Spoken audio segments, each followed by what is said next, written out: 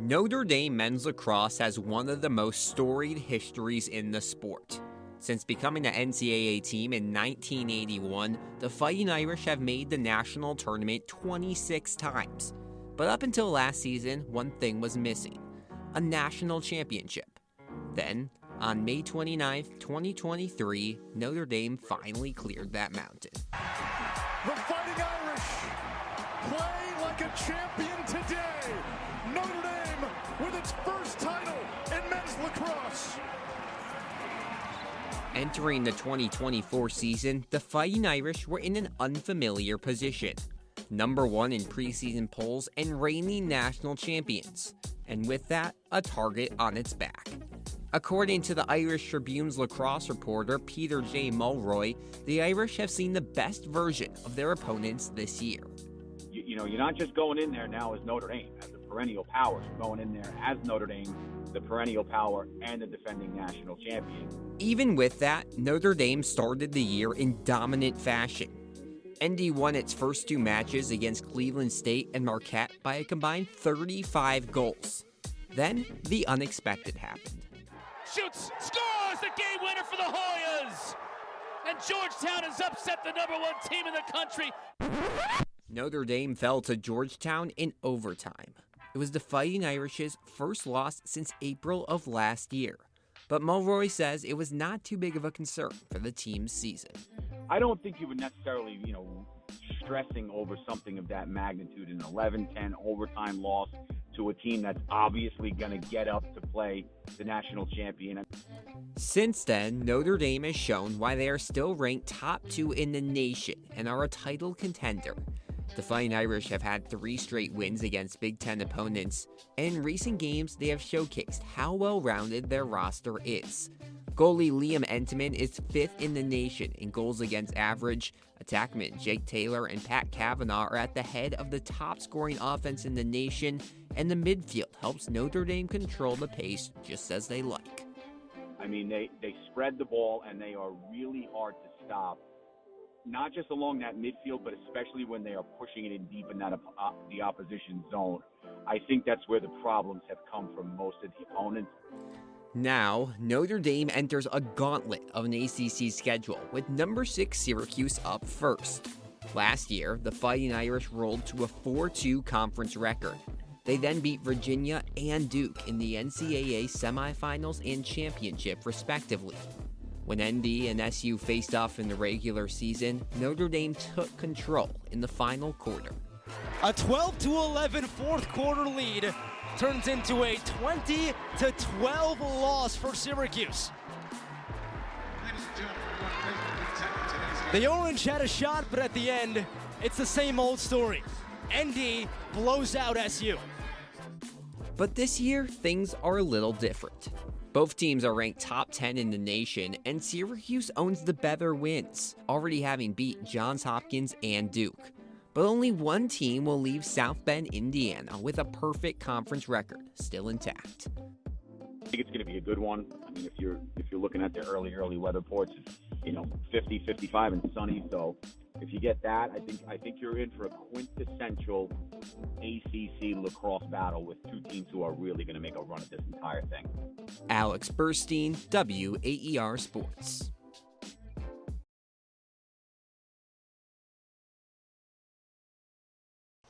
Well, as it's finally March, all Syracuse fans are ready for some postseason basketball as well. For the Syracuse men, however, a ticket to the big dance was far from guaranteed. After an up-and-down season, they needed to start the ACC tournament on the right note, and were given a 7 versus 10 seed matchup against NC State. Cuse got the win by 4 points last month in PNC Arena, but did they have the chops to stop DJ Horne's charge in the nation's capital? We go out now to Washington, D.C. for the ACC tournament. Nothing like some postseason hoops. Let's see if Syracuse could get it done. Early on, Justin Taylor could not get to go, but Malik Brown, he had quite a game, finishes with the dunk there. NC State, they want to step it up in March, though. Michael O'Connell drains one from deep to put the Wolfpack up 9-8. Right here, a rare slip-up from Judah Mintz, but he gets it to Malik Brown. We talked about the day he had. The big man hits a 3.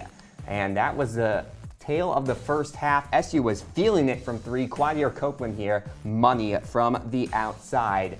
Jaden Taylor for NC State wanted to get in on the three-point action, though. Cross-court pass, he hits one from deep. A short lead for NC State. Syracuse now, though, they lead by 2. Judah Mintz skips one to Malik Brown. What a game for the big man, especially that first half. We go back to O'Connell. He hit on all 3 of his long ball attempts. Big part of this NC State offense. Jaden Taylor now, he puts NC State up 31-29. And JJ Starling, he felt left out. He wanted to get in on the three-point party. Pulls up late in the first half, a 3-point NC State lead at the half. 20 minutes for SU to save their season early on in the second half. A backcourt alley-oop. Starling to Mintz. And Chris Bell, he also knows that Syracuse needs to win. Another member of the backcourt takes a 3 from the left corner and drains it. So many threes today. From there on, though, it was all the Wolfpack. Taylor, we talked about him already. Now he's getting it done from deep. Hits one, and then you're not having deja vu. Same exact place, same exact shot. Taylor hits one, and the NC State Wolfpack are rolling 53-41 with 13 minutes to play. 19 turnovers from Syracuse in the contest. Just nothing clicked in the second half. And how about an exclamation mark? Ben Middlebrooks with the jam for the Wolfpack. NC State looking like, oh, I don't know, maybe a Sweet 16 team this March. They get an 83-65 win over the Syracuse Orange in the ACC tournament.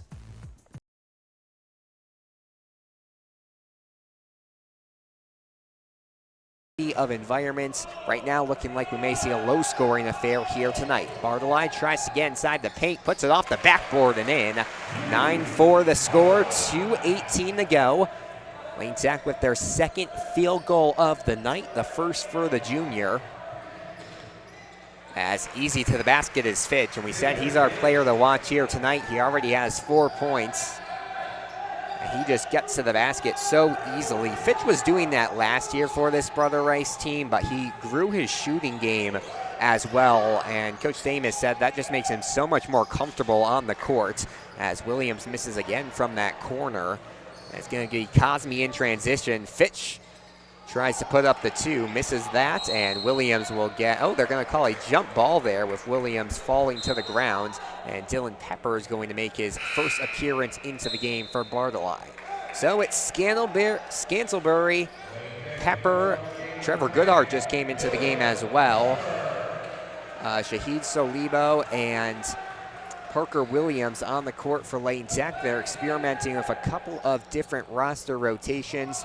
Getting Goodhart, who's a really good three-point shooter, into the game. That's obviously an area Lane Tech has struggled with here early on.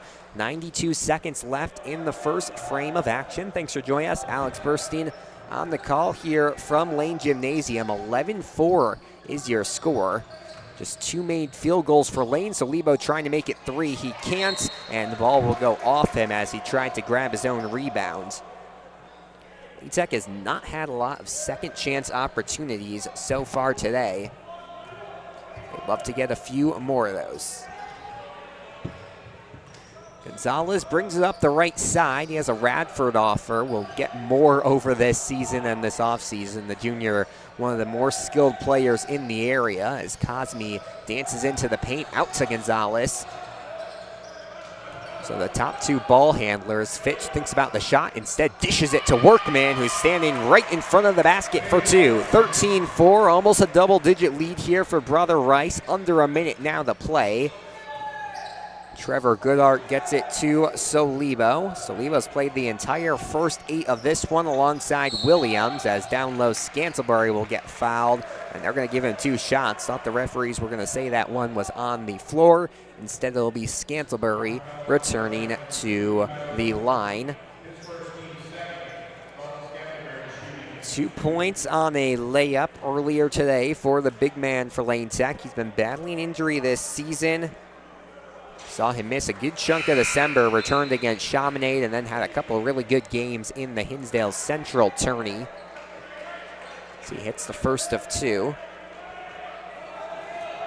He's not in the starting lineup here today. Went for 16 and 8 rebounds his last time out against Morgan Park, as Scantlebury goes 2 for 2, and it's a 13-6 game. So Lane Tech gained a little more scoring late. Just 2 field goals in the first quarter thus far for the champions. Pepper with a tough assignment of Gonzalez. They'll switch Scantlebury onto him. A little bit of a mismatch speed-wise there. They won't take advantage. Instead, it's Wooden who pulls up over Williams, can't get it to go, and Williams off to the race. He has 20 seconds, but rushes the pass to Pepper, and instead, Brother Rice will get the ball back with 18.9 ticks to go.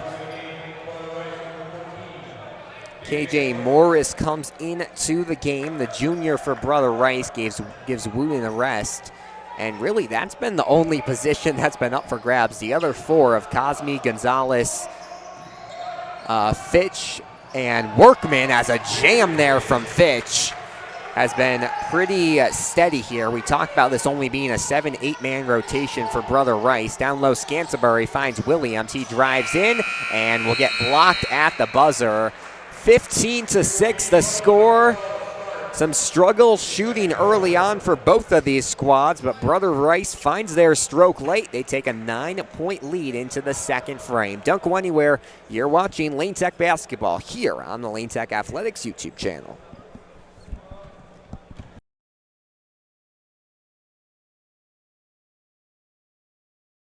And now, a Z89 Sports Update. Happy Wednesday, Central New York. I'm Alex Burstein, and it's time for your Z89 Sports Update. The defense for number 3 Syracuse women's lacrosse locked down Cornell in a 17-4 win yesterday. The Orange gave up a season low in goals en route to a 7th straight victory. SU only allowed 12 shots on goal, but when Cornell did shoot, Syracuse goalkeeper Delaney Schweitzer starred with a career-high 67% save rate. The goalkeeper stopped 8 of 12 shots before she left the game in the 4th with a double-digit lead. SU has a 3-day break before hosting Pittsburgh Saturday. The game will be played at nearby CNS Stadium. Z89's coverage starts at 3:30 with Orange women's warm-up before a 4 p.m. opening draw. Sticking with lacrosse, the number 4 Syracuse men's team showed the importance of an offensive coordinator in last night's 18-17 double overtime loss to number 13 Cornell. Syracuse started the game on a 7-0 run, but early in the second quarter, Syracuse's offensive mastermind Pat March got ejected. SU had a season-high 14 first-half goals, but then SU found the back of the net 3 times the rest of the way. Cornell climbed back into the game before Big Red attack CJ Kerr scored the game winner. As Syracuse faces North Carolina a week from Saturday, follow Z89 Sports on X for updates. And to the court, Syracuse men's basketball got a big-time commit last night. Former Colorado center Eddie Lampkin announced his next stop is the 3-1-5. The senior averaged 10 points and 7 rebounds this season. The Orange's first transfer addition fills the hole left after Malik Brown exited the program. Alex Burstein, Z89 Sports.